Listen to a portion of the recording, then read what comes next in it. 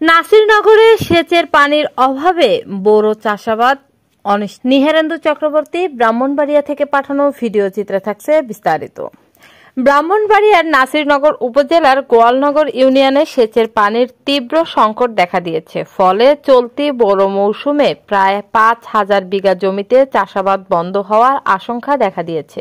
উপজেলার মেঘনা খনন করছিল, খনন করতে গিয়ে সেটা নদীর সুতের গতিবেগ অন্য লাইনে গেছে গা, এটা বড় হয়েছে গা। বড় হওয়ার কারণে আপনার 11টা সেচ মেশিন বন্ধ হয়েছে গা। আপনার ৪,০০০ কানি জমিন একদম ফুতিত, সোনাতলা, জামারবালি, কদমতলি, মাইসকলা। আমরা এই ৪টা গ্রামের মানুষ অনাহারে মারা যামু। কৃষকরা পানির সংকটে থাকে। ৪-৫,০০০ বিঘা জমি, এই জমিগুলা এই হালের জন্য বন্ধ হয়ে যাচ্ছে।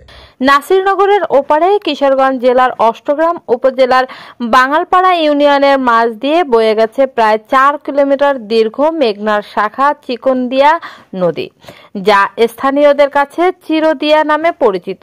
গেল ১ দশক ধরে অষ্টগ্রাম এলাকার লোকজন মেঘনা নদী থেকে অবৈধভাবে বালু উত্তোলন করায় নদীর মূল প্রবাহ পরিবর্তন হয়ে গেছে।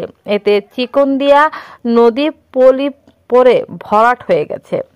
সময় রয়েছে আর ভাটার সময় আমরা খেতে বুঝছেন নি, তাহলে এবছর করে এই গাং বন্ধ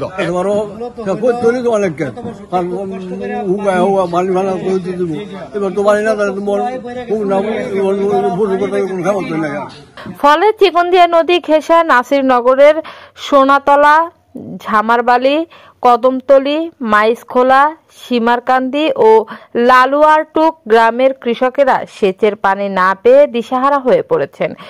মাইসকোলা 3টা গ্রামের প্রায় ১,৫০০ বিঘা জমি আছে। এই জমিগুলি আছে না, এই পানির কারণে মানে অনাবাদিত সেচ না দেওয়ার কারণে গত বছরে আমরা অর্ধেক ফলন পাইছি, আর এবছর তো মুড আশঙ্কা নাই।